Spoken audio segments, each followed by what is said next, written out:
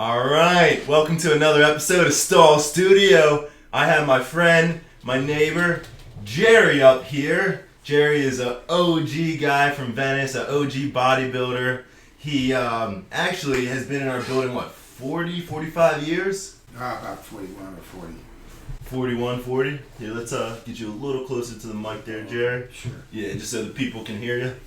But yeah, man, 45 years. I remember you telling me you came to town. It wasn't 45. It was Was it? 41 at the most. 41 at the most? I'm going to be a little over that. Okay. Man, that's incredible. Yeah, this guy, he, was kind of coming up in Venice, started his own gym, and I remember you telling me you sold it back in, the 80s?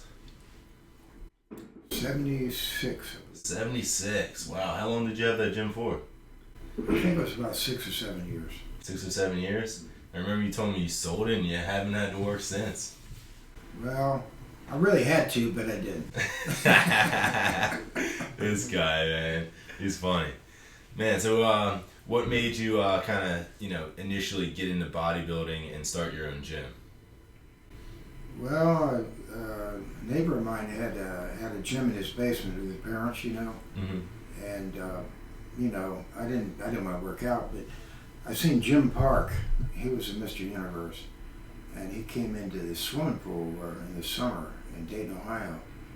And when he walked out the bathroom, I was in the pool, and he walked through there, and ain't nobody looked anywhere but at him, And he wasn't that tall. He was only about 5'9" or something.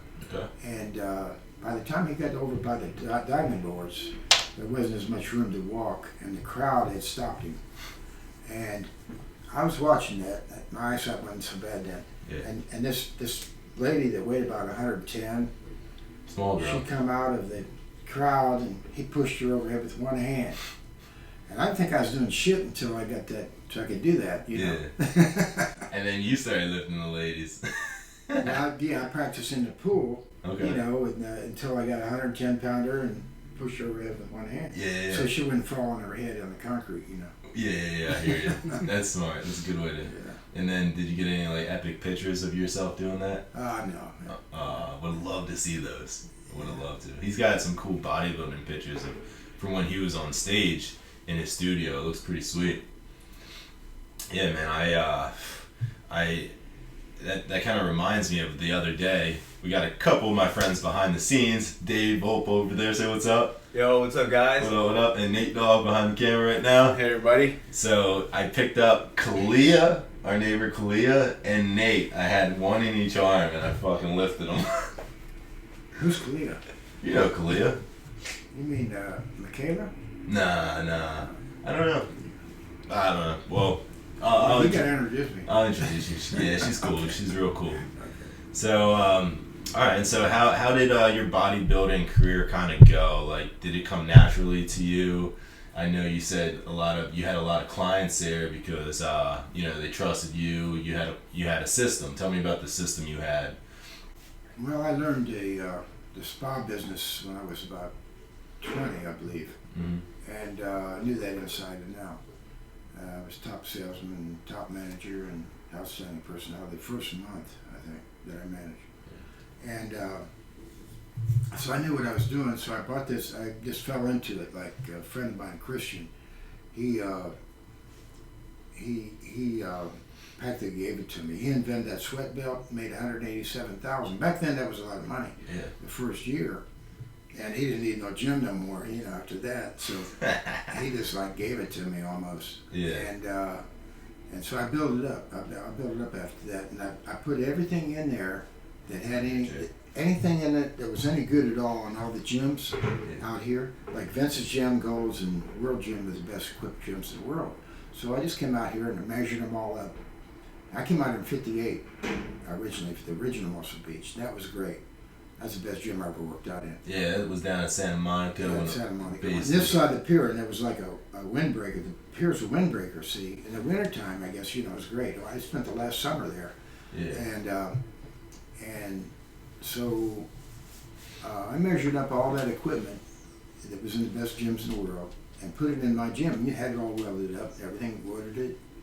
It was what I could order, what I couldn't, I just had it welded up in May. Started about, I think it was 3 bodybuilding equipment companies. And I didn't have nothing to do with them. They just made it. I told them what to do. They made it up, gave me a free piece, and started advertising it worldwide. And so I had the best equipped gym in the world. I had everything they had plus, and just advertised it as such, you know. Yeah. What was the name of your gym? It was called House of Health when I bought it from my friend. I like that. And I didn't bother to change the name because the signs and all that, you know. Yeah, it's branding. That's cool, man. That's cool. And the health food store in there too, you know, and everything. Yeah, yeah. All the schlock, you know, the House of Health sweatshirts and t-shirts and tank tops. And all. That's cool. Do you still have one? Yeah, I still got one. That's cool. That's cool. I still got, I think I seen a tank top just this week. I think I seen one of them tank tops. What, just around the boardwalk somewhere? No, it was in my apartment. Oh, okay. Yeah. Gotcha. You never know what you're going to find up in there, right? Well, it was House of Health, you know. Yeah. You never know what you're going to find at the Venice Boardwalk either. Yeah. It's the only place I shop for new stuff.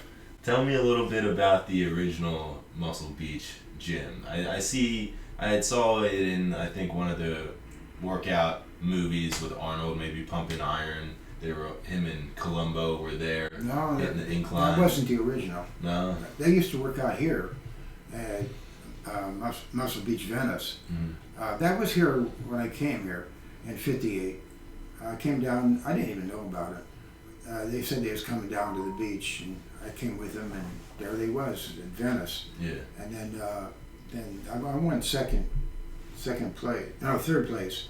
I beat some guy that come in fourth at Venice, you know, Mr. Surf Festival, I think it was, and I got the trophy, and it's busted though, most of them are, and so they said this ain't nothing compared with down at the original Muscle Beach in Santa Monica. Yeah. So we took the bus, you know, from the other side of LA is where we were staying, and we came down here, man, and I seen that original Muscle Beach down there in Santa Monica, and man, we next day we had all our stuff, and we just moved in the Seaside Hotel, man, right there on Oceanfront Walk. Yeah. And man, that was great. That was the best summer, I guess, of my life. Yeah. What did you like better about that one? Was there just more traffic down there in Santa Monica? It was our domain. It wasn't on Main Street USA in your skivvies, you know, like here. What does that mean, Main Street USA and the skivvies? Well, everybody, you know, we can get a suntan. The whole idea is get a suntan while you're working out. Yeah, yeah. So you can't be wearing clothes, right? Yeah. If you can't get no suntan, it'd be two-toned. Yeah. but why? I mean, comparison to the one here, you know, you can do that at the one in Venice. Well, on Main Street USA, man. Yeah. You know, I mean, I don't know, man. I just like to have our own domain. It was out on the sand, see? Yeah. It was out on the sand. They had to walk through the sand to get to us. Oh. And if they came out there, then they were there for us. Got you. Not just walking by. Rather than people that don't care as much about bodybuilding. Right, Yeah. right, Yeah. Yeah, I remember I got broke one time. Somebody stole the last 20 out of my billfold. And I was busted, man. I was working out at the original Muscle Beach. And in a Speedo, we didn't have posing trunks back then. Zabo invented posing trunks. Yeah. The guy that was there working over this. Yeah. Zabo had the best abs for 10 years at least. 10 years. Best abs in the world. Wow. You know, you can't get better than that for abs, right? Yeah, now I got the best in LA. What's up? What's up? What's up? Anyways, out there, you know, it was great. It was really, really nice. This guy came up to me and he said he wanted to take my picture. And I said, well, how much? And he gave me $27. Back then, that was a lot of money. Yeah. I'll give you an idea, 11 cents for a quart of skim milk. Yeah, 11 cents. Yeah, so that went a long way. Yeah, so that saved my ass that day. Yeah. That's hilarious. So, okay, you said that was 58 you moved into town? 58, that was in 58. Where are you originally from? Dayton, Ohio. That's Dayton, where the Ohio. gym was, yeah. Gotcha. Very cool. Very cool. So that's where the original House of Health started? In in Dayton, Ohio. My friend had it before I got it. Yeah. And did he ship the equipment out here, some of it? Because you said you had some made and bought. No, I came out here and measured it all up from the gyms that were here. Yeah. And then I had it made up in Dayton, Ohio. It was downtown Dayton, Ohio. Oh, okay, gotcha. I thought your gym was out here in LA. Oh no, I went back and I came out here about 3 times. Yeah. In between 58 and 78, Yeah. and moved out here permanently with all my stuff in 78. 78, gotcha, and just lived it up. And I remember you telling me about how that original Muscle Beach, kind of, this is sad to say, but sadly, but ended.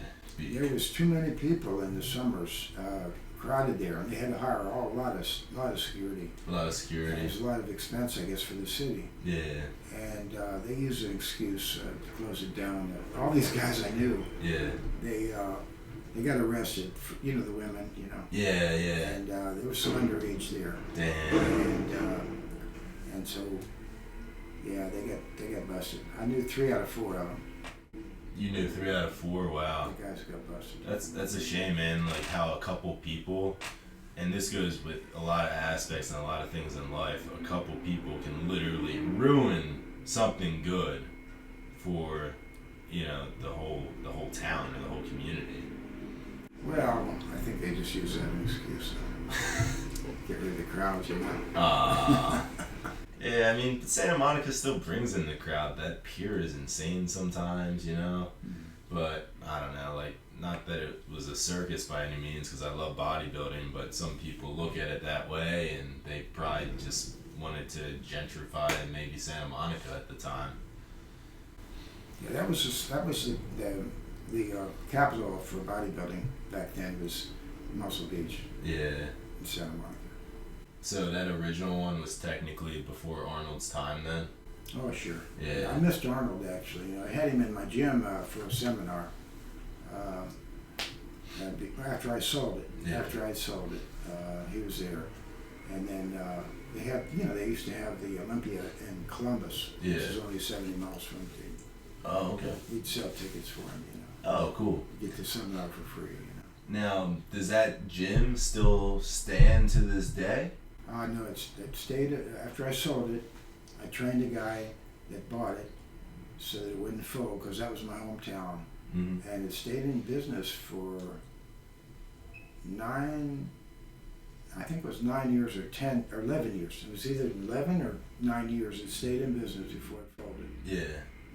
Okay.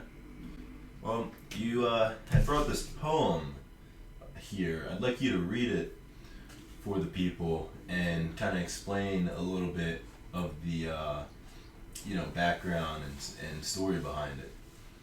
Okay, the sculptor of man, sculptor in the truest form is he, though he works not with clay, yet he cuts and molds each day, his knife a weight, his hammer his mind. He shapes and molds and builds anew with what is clay for many, is flesh for few. And that was written by Zach Franzi. Zach Franzi. Yeah. And the thing behind that is that what we're doing is we're performing a sculpture, a piece of work of art on our bodies, like somebody, or any artistic guy would paint a picture or mold a statue. And what we're doing with it is performing artwork on our bodies. And you do that with angles, and the proper angles, and you don't use machines for that, except for legs. You use pulleys and free weights and benches, and get the angles, because each angle you put on that, each stress you put on each muscle group shapes and molds that muscle group just like you would with a hammer and a chisel. The nail is your. No, I'm blanking. Chisel? The hammer is mine. The knife is a weight. The knife is a weight. The hammer is the mind. The knife is the weight. Gotcha. Very cool. Yeah, bodybuilding is an art. I grew up an artist. One of my favorite classes was art class, and I almost went to art school after high school, and I did all art all the arts in high school, and I think that's why I was so drawn to bodybuilding, because I looked at my physique. I knew I wanted to get bigger and stronger, because a girl in 8th grade who I had a crush on told her friends that my head was too big on my body. Yeah, so I was a skinny kid, and I went to my dad and I was like, hey man, can you teach me a thing or two? He had weights in the basement, and he set it up and showed me some of the basic movements like bicep curl, chest press, tricep kickback, and some leg extensions, leg curls, and that was my start. And then I looked at people like Arnold, Steve Cook, and I saw their physiques, and it really had to do with proportions. Like one thing that I was able to grow first and develop was my chest. I was really good at doing dips, and it just like kind of came first. And then that's when I kind of knew, like, okay, it is a work of art, because you can't just do all chest, or you're gonna have this huge, wide, thick chest, and nothing else is going to fit. You're gonna look awkward. It's gonna look funny. So that's when I was like, okay, I need a balanced workout plan. I need to focus more on my weaker areas and maybe attack them with more volume, different training tactics like, rest pauses, drop sets, and stuff like that. And that's, that really helped develop my physique to what it is today. All right. So I wanted to ask you, Jerry, you were training at Muscle Beach. You told me this the other day, but there used to be like animals there with you guys. Like you had a boa. Oh, Tell me more about the boa. I think the people would love to hear about this boa constrictor. 230 pounds just hanging out with you guys at Muscle Beach. maybe 210. When I exaggerate. Bigger than you. Bigger than me. I think that was 190. That boa was 190. Yeah. But the guy across the hall from me had the 220. Yeah. Boa. Okay. And he weighs about 250. Patrick, Yeah. I guess he weighs about 250. He carries that around with him, up and down the walkway. He'd be out of breath when he come back. Our neighbor Patrick? Yeah. He's the one that had the boa? Yeah. What? Yeah. Well, no, John August had the one that we brought down to Muscle Beach. Yeah, but Patrick had the bigger one? About 30 pounds more. Damn, did it die? What happened to it? Oh, well, did he? No way. Well, he said it was his fault because he didn't feed him often enough, So. Oh, man. But he could have kept him, but I don't know, maybe, taking up a lot of room, the cage and all that. Oh, yeah. Unbelievable. I'm going to ask Pat to see some pictures of this thing. But John had the one that we had down there at the pit. And Yeah. I'd be doing chins and on a straight. It was a straight training bar. And here comes the boa when I'd be doing reps, and the boa would crawl out on the chin bar and be flicking his tongue, and he'd come right up to me. Well, he knew me and everything, so I didn't interrupt my set at all. Yeah. That's so funny. You feel the boa licking you. Boy, he wouldn't lick at me, but he was out there right at my hand, Yeah. Tell me about this story with the leg press. You guys trying to get him off? Oh yeah, John had to help me. He asked me to help him to untangle him on the leg press because those things are strong, and he didn't want to leave. He liked it there. Yeah. We'll go back to that cage, Took 2 men to rip this boa off the leg press so the man could get his set in. No, he was cutting out then. We leave him there all during the whole workout. Yeah. And what happened to that boa? John was working on them skyscrapers, walking around in them beams before the buildings were built, and he fell. I took him to Palm Desert to get some sculpture on him because he had busted his nose playing football. Yeah. And he got sculpture. What do you call it? Plastic surgery. Plastic surgery. Yeah. And I told him, I said, it's going to weaken your face, And he said, I want to hear that, So I drew him back and all that. And he fell off the building. And landed on his nose. After having surgery. Yeah. Unbelievable. I never seen John after that. I don't know what. I talked to him on the phone, but he didn't have nobody to look at him, man. Oh, man. Yeah, I guess. Wow. Yeah. Do you know if he's sad. still alive to this day? I don't know, man. I pray for him every day, though. That's good. You're a good man, Jerry. So this guy, it's funny, we have this beautiful rooftop lounge above us, and he's up there most days doing what? How many crunches do you get in? Oh, 45 to an hour. 45 to an hour minutes. See, I love that, man. How many years old are you, Jerry? 80. 80 years old, and the man's up there working out most days of the week, still killing it. Now, I know you said you fell off for a little bit there. You've been, eating a lot of ice cream, but hey, we all need some time off. It's been cold, a lot of wind. But hey, I'm gonna, it's starting to warm up out here, and I'm gonna come up there and join you one of these days. Get some ab advice. I'll be starting back on the regime, to get ready for summer. Yeah. Maybe you can teach me a thing or two and really, take these abs to the next level. Well, you get good abs now, man. Thanks, Jerry. Let's give me your routine on the abs. Okay.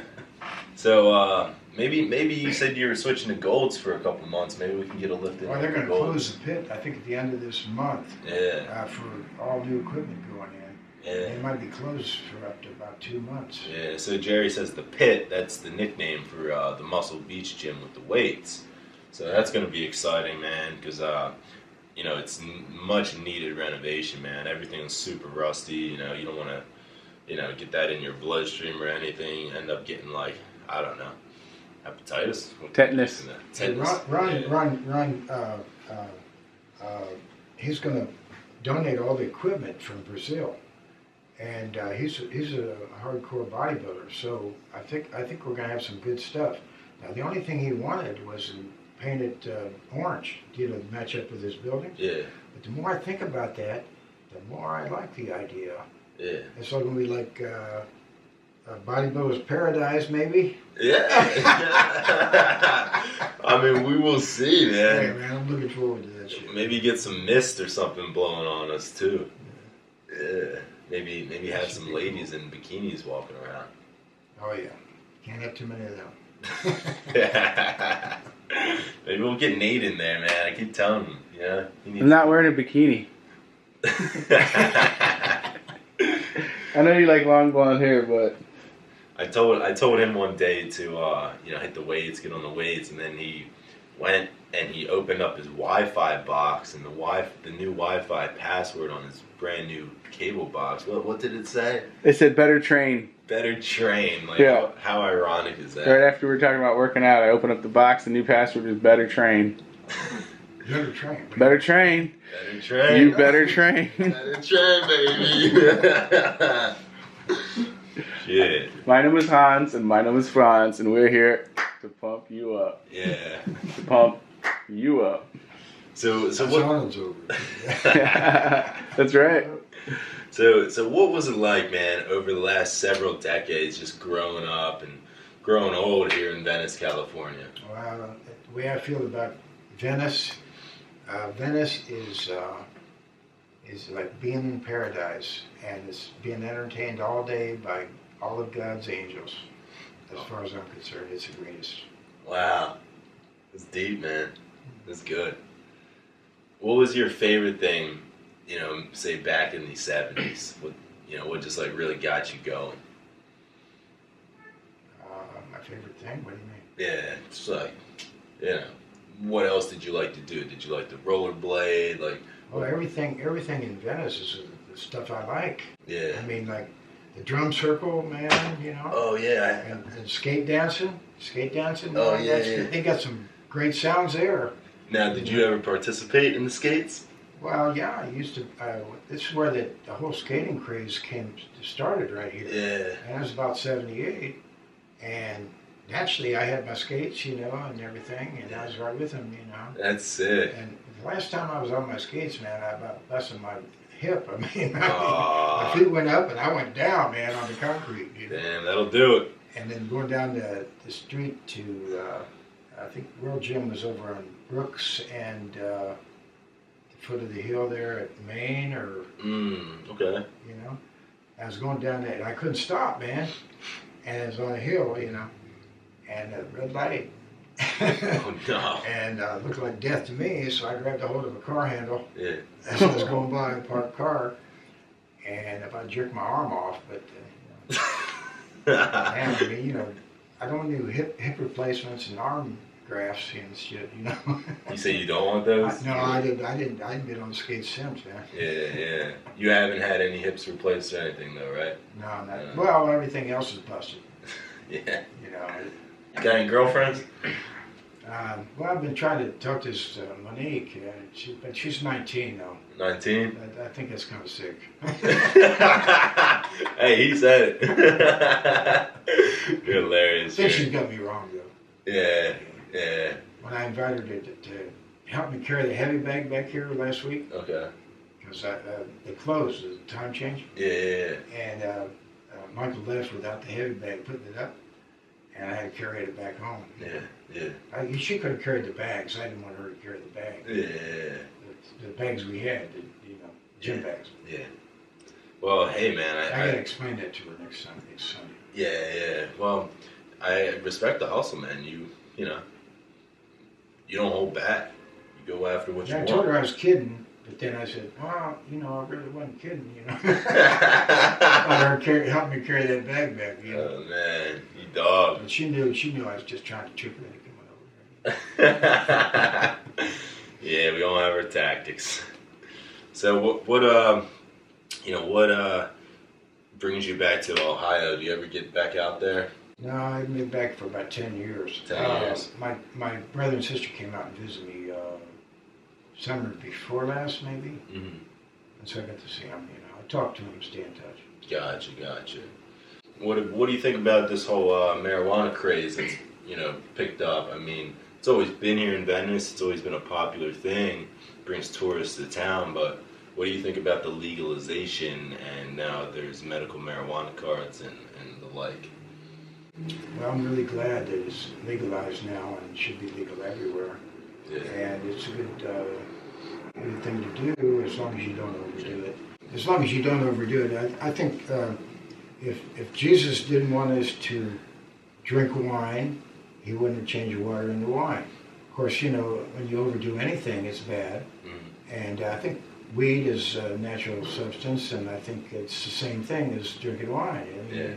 A couple glasses ain't going to hurt you, but a couple tokes ain't going to hurt you. You got to be careful with some of the weed's pretty strong. Maybe one hit's enough.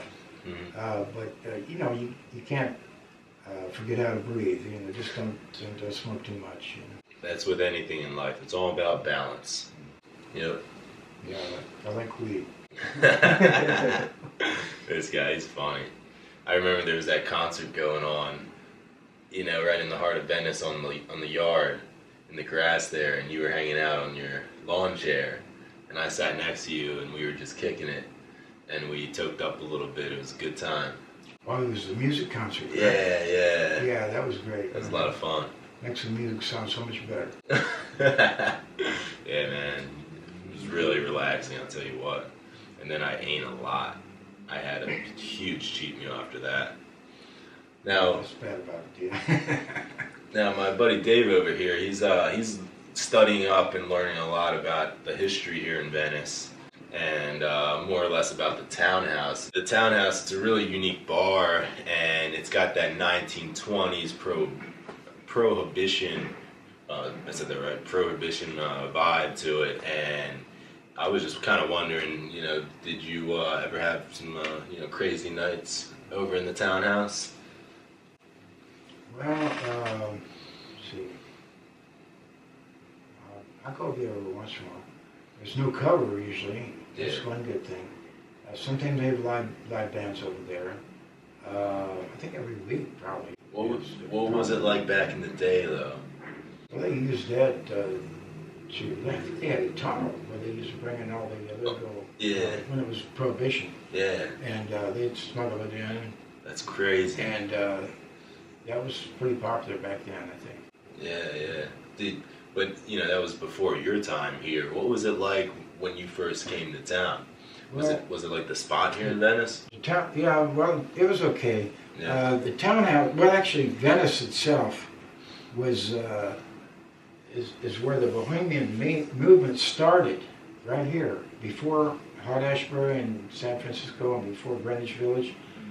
The whole Bohemian movement. They called them Bohemians back then. That was before beatniks and all that stuff. And I've been that way all my life, you know. It started right here, and I fell in love with Venice. Now, I was living in Santa Monica, but, you know, I was up here in Venice a lot, you know. And I really love Venice. And I picked it out over everywhere else in the world, man, to live, you know. Yeah. And I just feel great about it. Yeah. It's a really good place to be. I think Venice started in, was it 1904? This Abbot Kinney invented it and dug out all the canals, and it was like Venice, Italy. Yeah. And Santa Monica came first, right? Well, yeah, this was like the slum by the sea. This is the last poor section on the beach, Oh yeah. all the way up and down the coast. I don't understand how that wasn't like when he first invented it. When Abbot Kinney, there's a famous street now in Venice called Abbot Kinney. When he first invented it and made it like a replica of Venice, Italy, then it was like it was a nice beach town when it first started, right? Well, it probably wasn't much of a town at that time. I mean, he probably bought all that pretty cheap. So even then, it was still kind of like the slums. Well, no, it wasn't really the slums. It was like farm country or something, man. You know, I mean, it's a desert climate, you know, all the way down to the beach here. Dry heat, there's not too much humidity like in a lot of places. Yeah, he bought up the whole section, I guess. You know, he was a pretty rich guy, I guess. Do you know what he did? How he got his money? Not really. Not really. It's Do interesting. you know? I don't know. Okay. Yeah. I wonder. Maybe it was liquor. I don't know. Yeah. Who knows? I guess that was big. That's where they had everything coming in. The townhouse, right? Yeah. Did you ever know that palm trees were actually all transported here to California? Yeah, sure. Yeah, they're not a native plant. Right. Yeah. So I thought that was pretty interesting. Whereas like down in southern Florida, it's a tropical area, they actually grow. So I wanted to stay on that prohibition topic. My buddy Dave, being a writer, researcher. Do you have anything you wanted to ask Jared while we have him, on the show? Sure. Yeah, you once told me on the roof that your favorite book is The Holy Barbarians by Lawrence Lipton. Oh yeah, about that book? Yeah. How was that? Because you grew up in the same time the book was written. It was republished in 1959, and you said you came here in '58. What was that like, being here during the whole Bohemian era and through the Beat generation? And since you read the book and it's your favorite, I feel like you relate to it and you can understand, and actually, it's kind of like seeing it through your eyes and their eyes at the same time. How was that during the 50s and 60s? Accurate? I missed the 60s. Yeah. I spent the 60s back in Dayton, Ohio. You went back to Ohio. But I came out and visited a few times. That book was actually a gift from a girlfriend of mine, Glenda. She gave me that book, and she told me I could keep it, And that is a great book. I read it for a while. You just read it recently, right? Yeah, I did. Yeah. And then you mentioned Slum by the Sea. That was chapter, I think that was chapter one of the introductions into Venice. I have to pull that out. I got it in my library downstairs. I know what I'm reading next. Well, the best book I ever wrote was Victor Hugo's masterpiece, Les Mis? Les Miserables. Yeah, that was the best book I ever read, besides Apollo, naturally. What's that about? It's an epic masterpiece. It's really good. It's about Jean Valjean. How this priest bought his soul for him. He robbed the priest after the priest let him stay there and fed him and everything. He just got out of prison, and the cops brought him back, and he said, "Well, John, you didn't take the candlesticks. You only took the silverware." And John was thinking he's going back to the galleys, you know, and John, he was befuddled, you know, like I am usually, and so after the cops left, the gendarmes, he told John, he said, "I just bought your soul." And sure enough, man, Damn. It inspired him to repent. Wow. As a believer and became a good Christian guy. That's awesome, man. I actually started reading the Bible this year. I heard that you could, if you read a chapter a day of the New Testament, you'd have it done by August. So I started reading a chapter a day.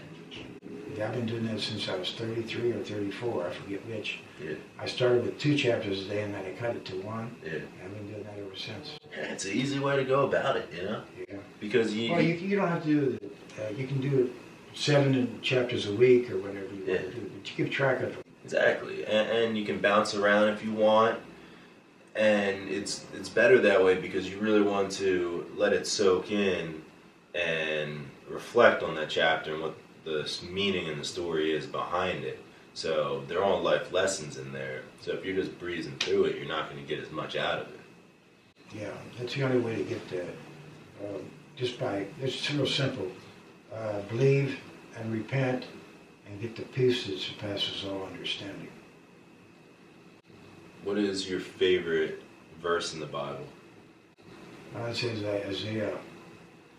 In Isaiah, I think it's, I ain't got it down, I can't memorize it. Yeah. But I think it goes, when others are stumble and fall, old men will soar like eagles.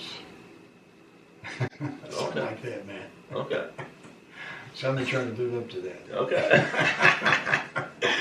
But you're still killing it, man. You're doing well. Doing well, man.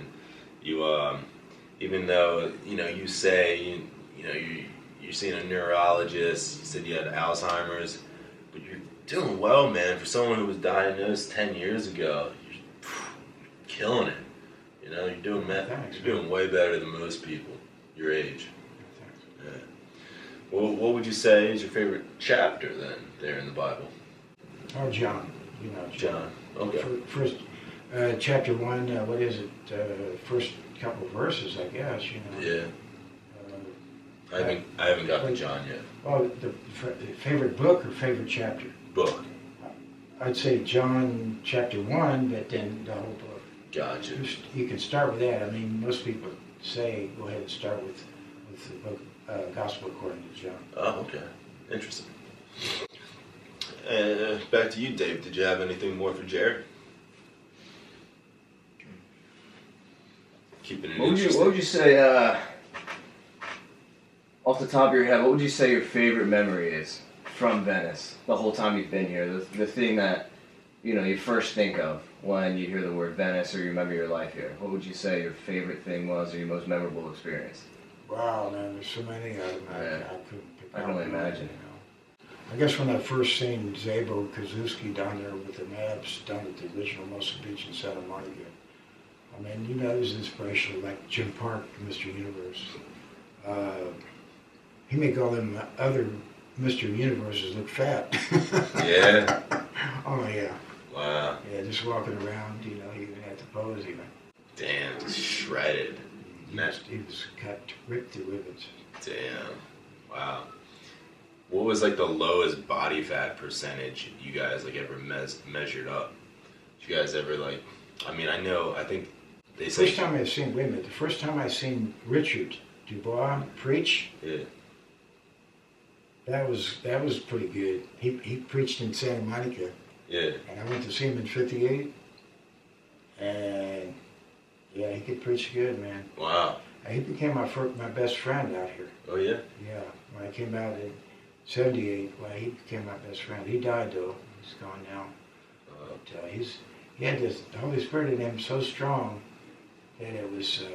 Anybody could see that. Yeah. That's not the guy you were telling me about, Nate, right? He was the top physique in the world, by the way. Really?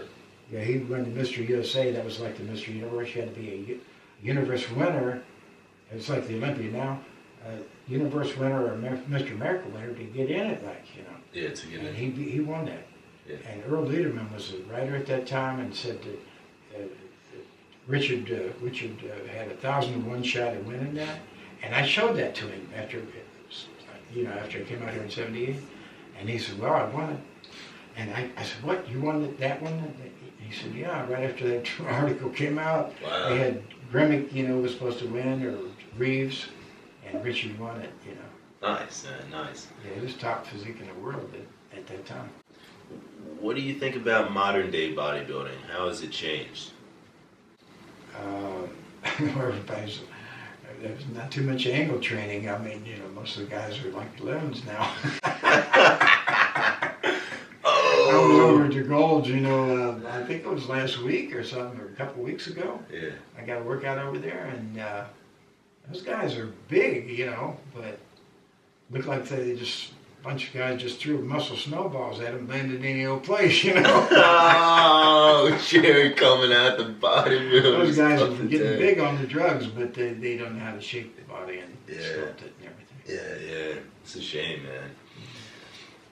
Yeah, they aren't true artists, They're not true artists. Yeah, they got that classic physique now, which is a new category. Yeah, that's cool. Get some more entry fees, Men's physique, that's what I've competed in, but I've always thought it's kind of whack that we have to wear board shorts. Well, if you got too big quads, you can cover them quads, but that helps you in the open physique. But when you have nice quads and you're going against the guys who don't have legs, it's like, well, I could for sure, the classic physique is the idea is good, but the guys that are winning yet don't have that classic physique yet. Oh, yeah? Yeah, the guys that been winning that since it came out, I wouldn't say they had such a great classic physique. What about Danny Hester? He looks good, but I mean, as far as being a classic physique, yeah, I think it's really a classic. I mean, if you want to compare him to Arnold or Franco Columbu. Well, I'm thinking about Vince Gironda, and some Muhammad Makaway that Vince trained.